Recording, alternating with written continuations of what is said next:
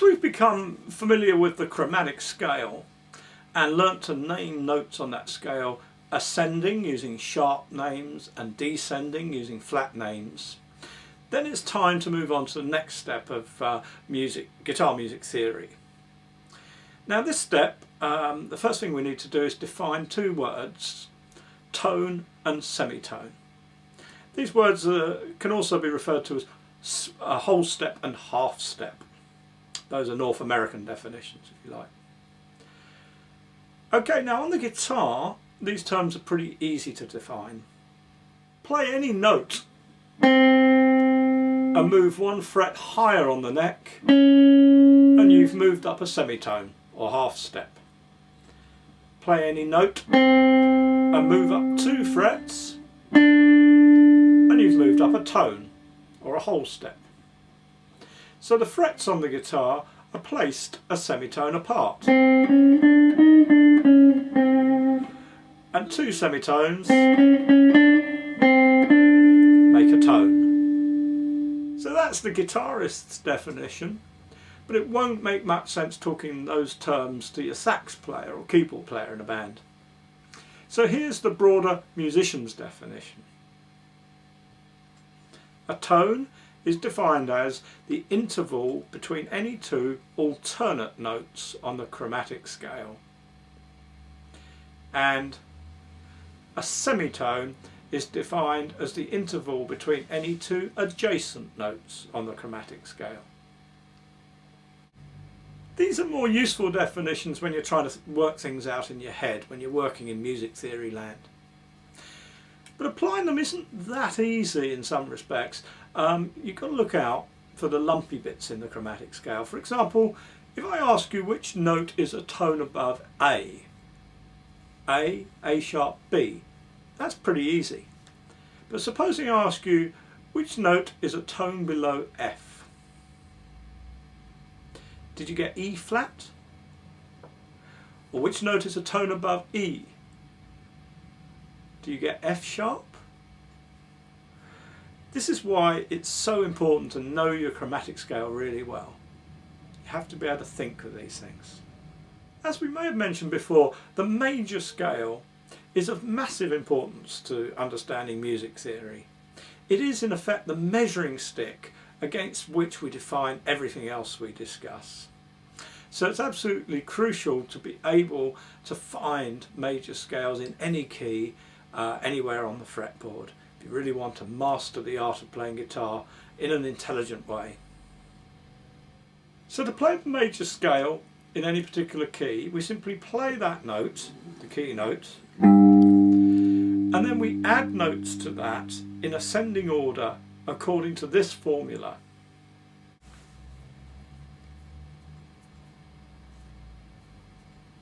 Tone, tone, semitone, tone, tone, tone, semitone.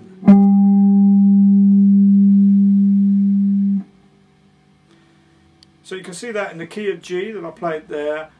There's our first note, then we go tone, tone, semitone, tone, tone, tone, semitone.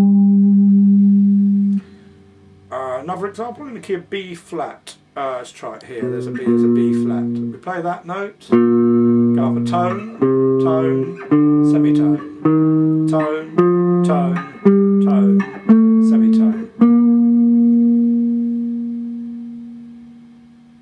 So have a few goes at that yourself. See if you can apply the formula to different notes, just up single strings like that, and check by ear to see if it sounds right. Major scales, when you get them right, they sound right. Now, one of the problems that people frequently encounter with this exercise is that you must apply the formula not to the notes, but to the gaps between the notes. So be sure to start by playing the note and then apply the formula. Now, it may be worth just looking at this scale pattern from 1 or 2 different angles. First is, traditionally, major scales have been taught as being composed of 2 tetrachords. That's a nice word, isn't it? It just means 4 notes. So we've got a 4-note pattern called the lower tetrachord that looks like this. And then the same 4-note pattern, that's the upper tetrachord. So both those patterns are basically tone, tone, semitone. So they both sound similar, but the two patterns, the two tetrachords, are separated by a tone in the middle.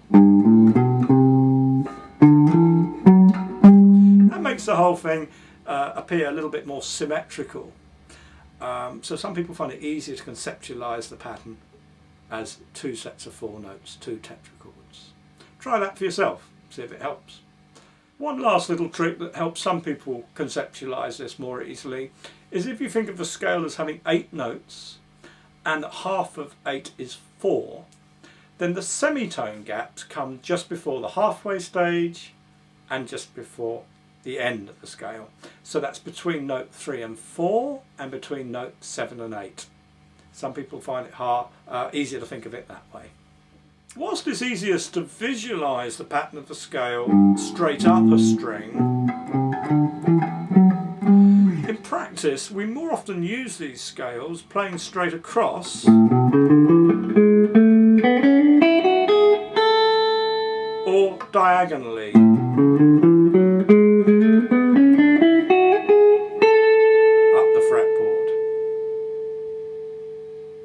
So let's take a closer look at how we do this. Now at this stage it's not necessary to memorise these particular patterns. In fact, I'd say it's almost counterproductive to do so, because what's important from this lesson is to get the idea of applying the formula in order to find your own patterns for major scales in any key, in any direction, anywhere on the fretboard. So first of all, in normal what we call positional playing, I would locate my key note here. If I'm playing a major scale pattern, my favourite pattern would be to use my second finger on that key note, because from here I can move up a tone to that note, and then I can also reach up a tone from that string, the 6th string, to the 5th string without having to move my hand anywhere. Whereas if I start here, I'm immediately stuck because I've got to stretch to reach a tone higher there, or I've got to jump my hand back to reach there. So for sort of smoothness, start on the 2nd finger. So then we play that note, apply the formula: tone, tone, semitone, tone, tone, tone, semitone.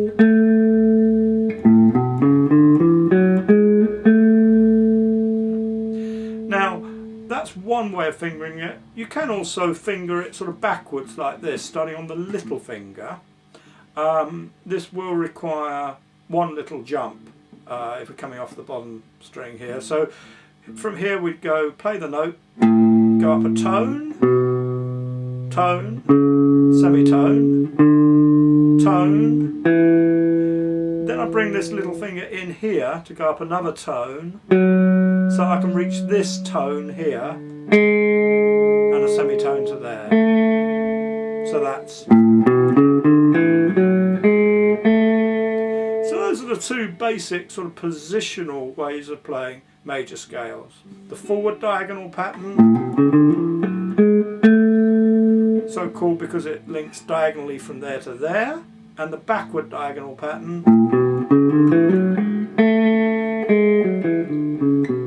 so called because it links diagonally from there to there.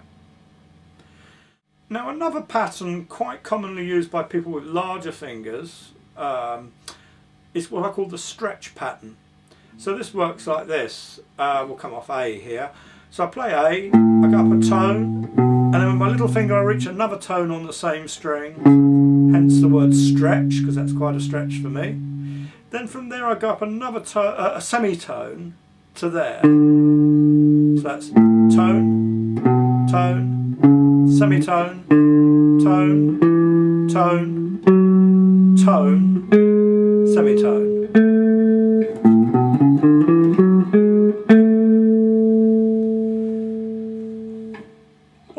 to mention, as you move patterns across the fretboard this way, supposing I start on this note here and start applying the formula, tone, tone, tone, semitone, tone.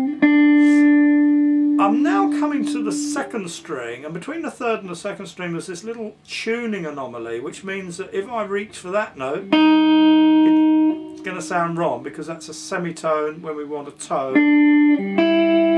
So between these two strings, that's what a tone looks like.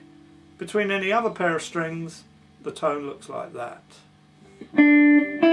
So, tone, tone, semitone, tone, tone, tone, semitone. That's what we call the second string tuning anomaly. You have to look out for that whenever you take a pattern across the fretboard. So finally, quite a good way to practice these, once you sort of worked a few of these ideas out, is just to kind of mix them together pretty much randomly.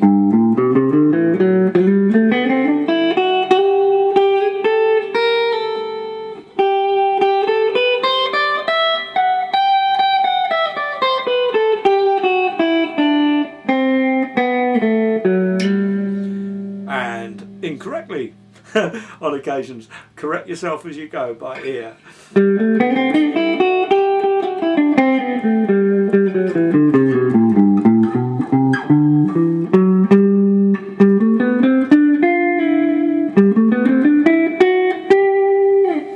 That's a really good exercise both for your hearing and for your fingering. So that's tones, semitones and the major scale formula. Now if you follow through this lesson and feel you got the gist of it, then that's well done. That's another big chunk you can check off on the guitar music theory pyramid diagram, and you can move onwards and upwards to the next level. Now as regards to the next level, two possible options really. If you are already very familiar with standard notation, you're used to reading ordinary music, perhaps because you learnt keyboards or piano or something, then by all means skip the lessons on that and go straight on to the lesson on the circle of fifths, sharp key signatures. If, however, like most guitarists, you don't read standard notation, then I would invite you to look at those lessons so you can learn at least the basics of that subject.